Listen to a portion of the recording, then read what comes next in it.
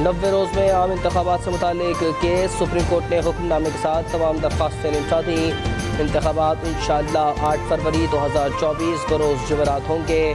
Chief justice of Pakistan justice Qazi Faez Isa ने हुक्म सुना दिया। सुप्रीम कोर्ट ने अपने हुक्मनामे में कहा है कि सदर मुमलिकत और इलेक्शन कमीशन ने आम इंतखाबात के लिए तारीख दे दी। वफाकी और सूबाई हुकूमतों ने इत्तेफाक कर लिया। हुक्मनामे में मज़ीद कहा गया कि अटॉर्नी जनरल को भी 8 फरवरी को आम इंतखाबात के इनेकाद पर कोई एतराज़ नहीं।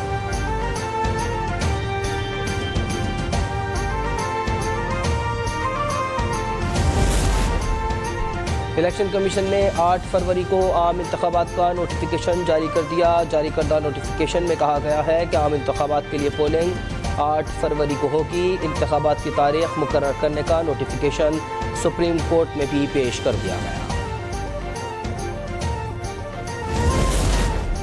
सुप्रीम कोर्ट में इंतखाबात केस की समाअत अदालत ने अपने हुक्मनामे में कहा कि अजीब बात है, सदर मुमलिकत ने वो इख्तियार इस्तेमाल किया जो उनका नहीं था। गैर आइनी तौर पर असम्बली तहलील करना गद्दारी के ज़ुमरे में आता है। हर आइनी इदारे और सदर मुमलिकत ने वही करना है जो आइन कहता है। वक्त आ गया है कि आइन पर अमल किया जाए।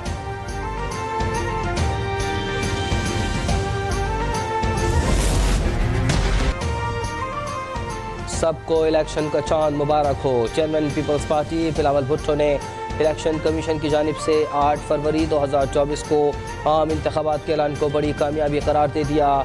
कराची में मीडिया से गुफ्तगू करते हुए कहा कि किसी एक ऐसे इलेक्शन के बारे में बताएं जिसमें पीपल्स पार्टी को लेवल प्लेइंग फील्ड मिली हो।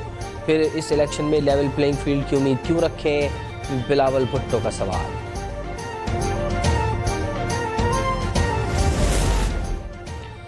आम इंतखाबात के लिए इलेक्शन कमीशन का जल्द आरओज़ की तैनाती का फैसला। इलेक्शन कमीशन की जानिब से नवंबर के वक्त में DROs और ROs तैनात किए जाने का इम्कान। ROs आम इंतखाबात के लिए हतमी पोलिंग स्कीम तैयार करेंगे।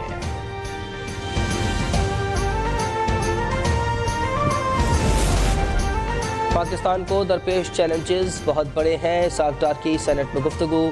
कहा सियासी जमातों से मुलाकातें हुई, सबके अलग मसाइल हैं। आइन के मुताबिक 90 दिन में इलेक्शन होना ज़रूरी है, मगर हमें आइन की दीगर शिकों को भी मद्देनज़र रखना चाहिए। अंदरूनी और बैरूनी दुश्मनों ने पाकिस्तान को दिवालिया करने की कोशिश की। तनकीद बर्दाश्त करते हुए मुल्क की मफाद में फ़ैसले किए।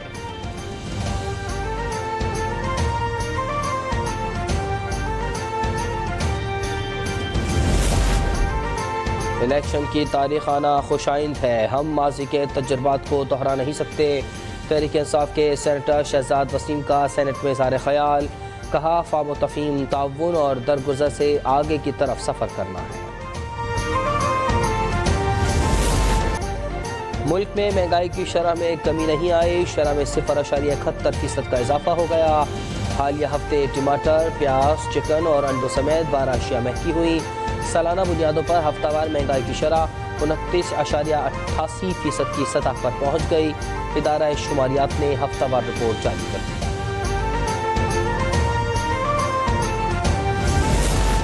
मुल्क में सोने की कीमत में एक बार फिर इजाफा। फी तोला सोना 2,14,400 रुपये का हो गया। 10 ग्राम सोने की कीमत 1,83,813 रुपये हो गई।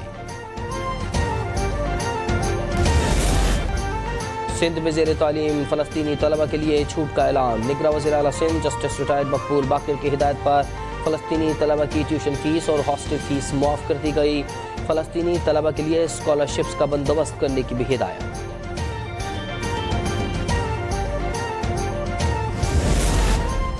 और वफाकी हुकूमत का यौम इकबाल पर मुल्क भर में आम तातील का ऐलान। काबीना डिवीज़न ने शायर मशरिक़ अल्लामा मोहम्मद इकबाल के यौम विलादत की मुनासबत से आम तातील की मंजूरी दे दी। नोटिफिकेशन जारी।